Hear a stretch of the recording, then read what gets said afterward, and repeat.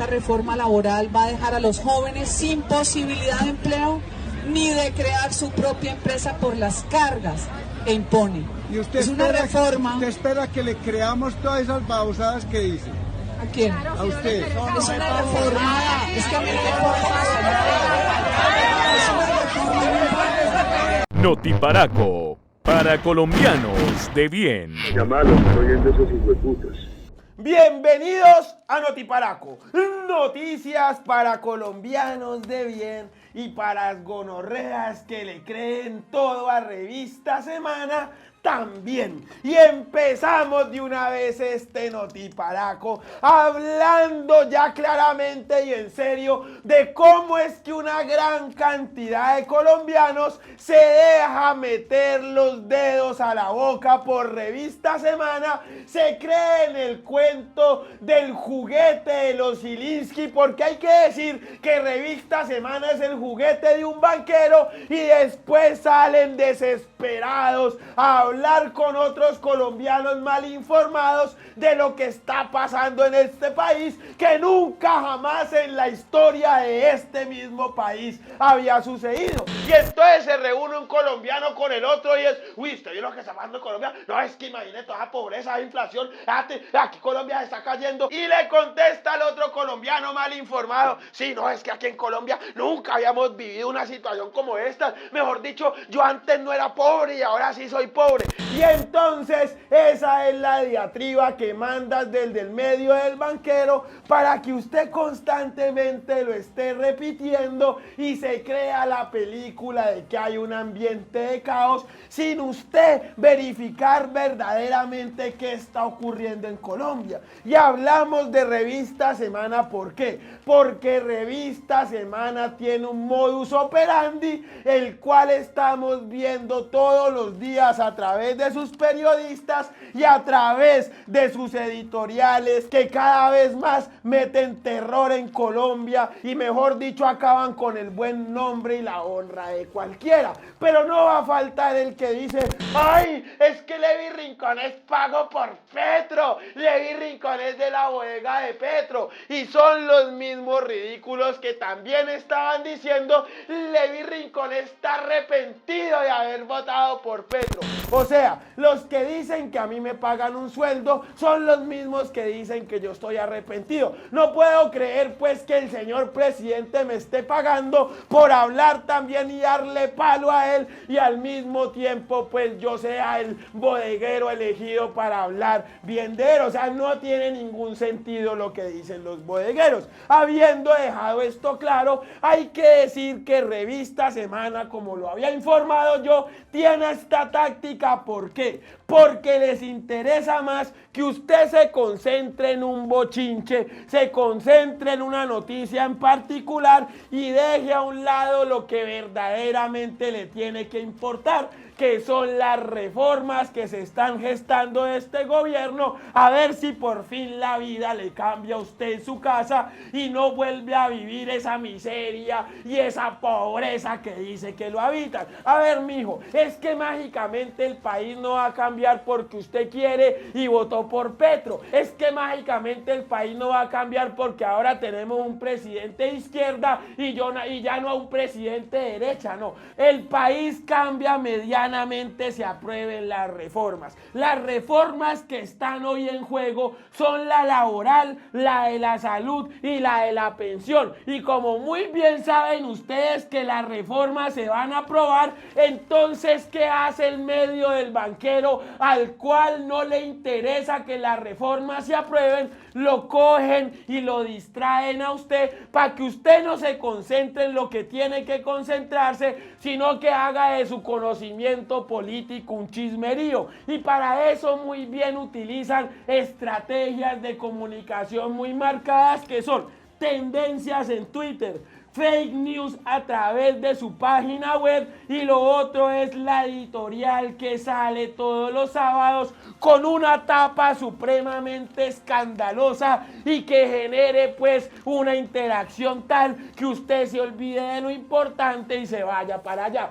Por eso es que hay que tocar el tema de la señora Laura Sanabria, mano derecha del señor Gustavo Petro y jefe de despacho del presidente de la República. Revista Semana venía haciendo bien su trabajo y vendiendo a Laura Sarabia como la que estaba detrás de lo que está ocurriendo con Gustavo Petro, como la persona más importante de este gobierno y además de todo como la gestora verdaderamente de lo que hace el presidente y de lo que no hace en Colombia. Y entonces usted empezó a pensar, pero ¿quién es Laura Sarabia en Colombia? ¿Qué es lo que hace? ¿Por qué hablan tanto de ella? Y ya en su cabeza le insertaron la idea de que Laura Sarabia estaba detrás del castrochavismo, del comunismo y del socialismo en Colombia, al mismo tiempo que iban avanzando las reformas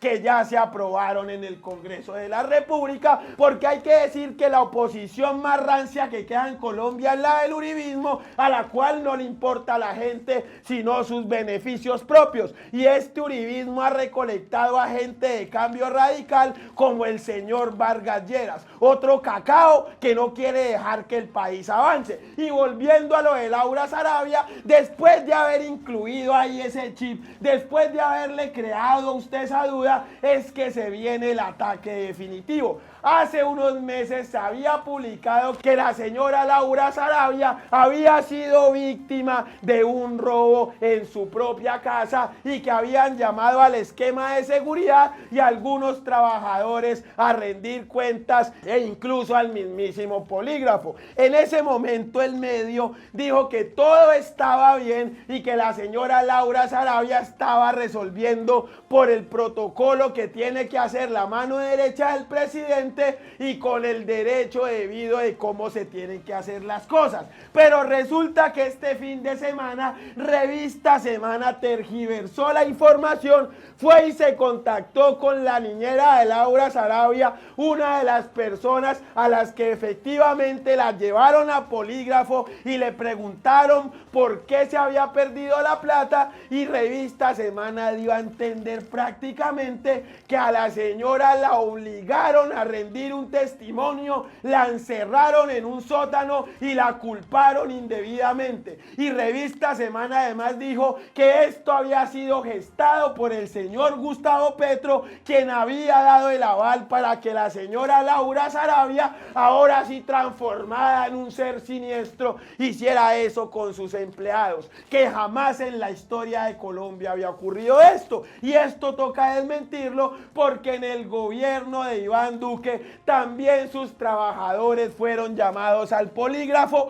más de 300 trabajadores. Y es que lo que verdaderamente Revista Semana está haciendo es instrumentalizando a la señora. No es que a Revista Semana, a los políticos de derecha, les interesen los derechos de la señora o si la señora fue llevada indebidamente allá, sino que cogen a la señora y la venden ante los medios de comunicación como una víctima del gobierno de Gustavo Petro. Pero en la misma noticia Revista Semana dice que en ningún momento la señora fue obligada y en ningún momento la señora fue acusada, que todas las personas que hacían parte del círculo cercano de Laura Sarabia pasaron por esta situación. A ver, les explico por qué. Laura Sarabia es la jefe de despacho de Gustavo Petro y por ende maneja información confidencial del gobierno. Todo lo que ocurra con ella tiene que ser llevado con pinzas, mejor dicho. Pero Revista Semana cae en otra mentira. Dice que la plata en efectivo que se le perdió a Laura Sarabia eran más de 150 millones de pesos. Pero en la primera noticia, Laura Sarabia había dicho que eran por lo menos 30 millones de pesos en efectivo, suma que además dio en dólares. Y entonces Revista Semana vuelve e incrusta otra duda en el colombiano. ¿Qué hace esta señora con este sueldo, con 150 millones de pesos en efectivos metidos en una maleta? Aquí pueden ver ustedes que no eran 150 millones y de qué era esa plata, o sea, qué pertenecía al monto que la señora tenía guardado en un maletín. Así que Revista Semana inventó que la señora fue obligada al polígrafo, inventó que fue metida en un sótano e inventó el monto de dinero simplemente para que usted se creyera toda esa película y todo ese cuento y dejara de mirar lo verdaderamente grave que está ocurriendo en Colombia, que es que un presidente de la República posiblemente se vaya a la cárcel porque va a ser llevado a juicio, que la fiscalía está abogando por él y que además de todo tenemos a un fiscal entregado en cuerpo y alma a proteger a los bandidos de derecha y que está haciendo carrera política mientras está en la Fiscalía General de la Nación haciendo oposición al presidente. Háganme el favor. Pero eso no es todo.